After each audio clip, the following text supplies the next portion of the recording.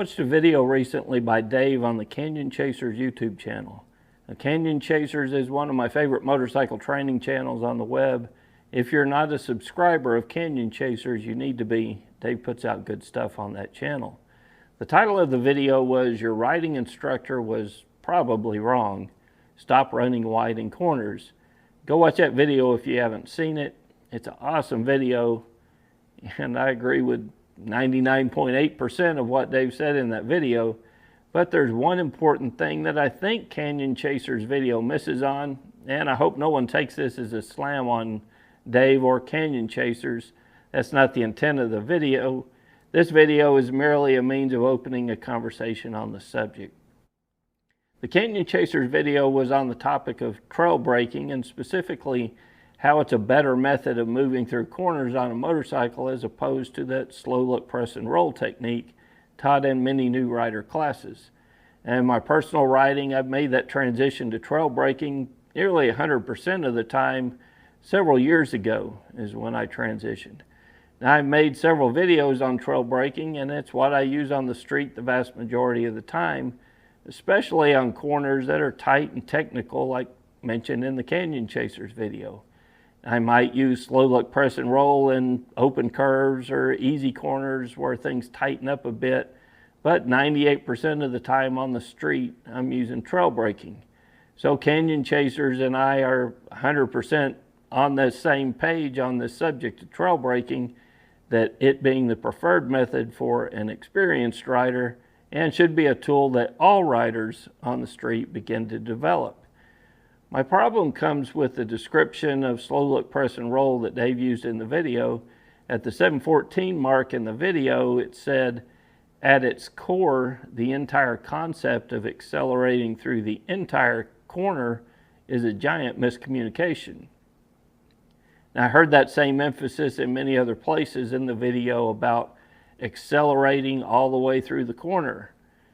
He uses that phrase several times, but this is not what the MSF teaches in slow look, press and roll.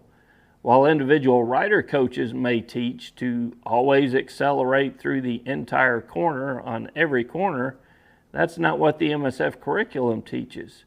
Now, this is copied directly from the BRC New Rider Handbook. That's the curriculum that the MSF uses. And in its description on slow look, press and roll, when it gets to the roll part, it says roll. Use the throttle to maintain or slightly increase speed.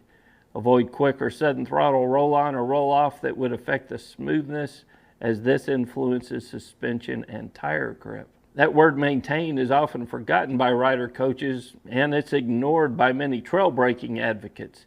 The MSF does not teach riders to only accelerate through every corner. It teaches riders to maintain or accelerate through every corner. There's a huge difference. Now, here's why I think it matters. As a riding instructor, we've seen brand new riders that hammer on the brakes when they're learning, or they roll on the throttle aggressively when they're learning. In short, many riders struggle with brake and throttle control when they're starting out. It is common and a common cause of crashes in new rider classes, and I believe while riders are developing good brake and throttle discipline, that it's preferable to teach them slow look, press and roll, because it will reduce crashes across the spectrum of all riders who are taking a new rider class. Now, if a new rider with poor brake and throttle control in the class enters a corner using slow look, press and roll, and they roll on the throttle too much, the motorcycle goes wide and outside of the painted lines for the curve. Well, who cares? You know, we're in an open parking lot, and they go back around and they try it again. However, if that same new rider with poor brake and throttle control enters a corner using trail braking and they hammer on the brakes this time instead of the throttle, when that motorcycle's leaned in, they're very likely to crash. Some riders would be fine starting with trail braking, but not all of them. And I would go on to say a very large percentage of them would not be ready. And it's impossible for a rider coach to know at the start of a training class who can handle trail braking and who can't. Plus, you've got a whole class full of students, so you can't individualize your coaching for different skill levels. You kind of have to teach everybody at the same level. One of the biggest proponents for trail breaking, both on the street and on the track, is Nick Einetch. Now, I've learned a ton from Nick over the years.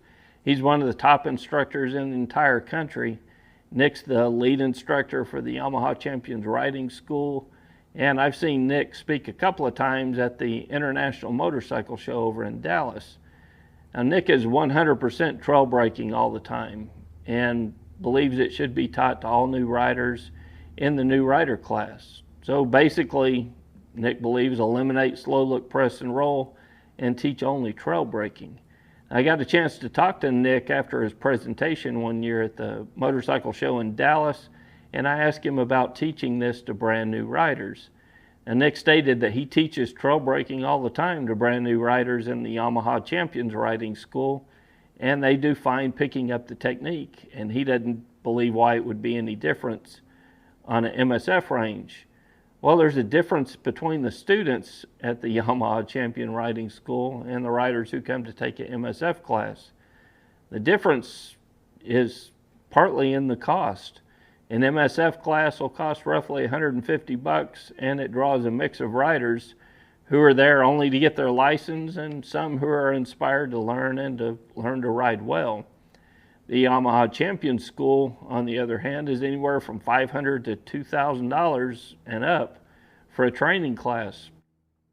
You don't get many riders spending that kind of money on a training class that are there just to decide whether or not they want to do this thing, or they're taking it just because their friend did.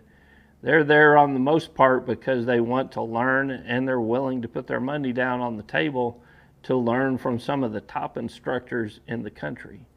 Now, I may be wrong, but I believe the motivation and the determination of the rider makes a huge difference in that rider's ability to pick up a subject, be safe in participating in it, and to get through the entire class safely and in one piece. So I believe we should start all riders in the MSF class with slow look, press, and roll so that they can develop good brake and throttle control with the least risk, and then transition them to trail braking. Now, I believe this is one area where the MSF fails new riders in that it does not even mention trail braking or emphasize enough the need for more advanced techniques than what is taught in a BRC class.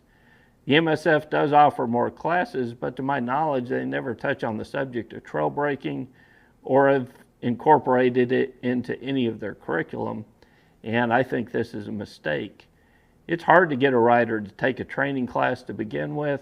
It's even harder to get a rider who just passed the MSF class to come back for an intermediate class, where I think trail braking best fits into the curriculum. That is part of the purpose of MCrider, not only to hammer home and reinforce the fundamentals of riding, but to also open up riders to more advanced riding techniques that are not covered or not covered in much detail in the new rider class.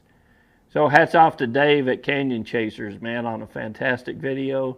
I agree with him. I believe trail braking is a safer, better way for riders to navigate corners for all the same reasons that he mentioned in that video. But I still believe there's a place for slow look, press, and roll with new riders. Two different skill levels, it's two different riders, and I think there's room enough for two different techniques.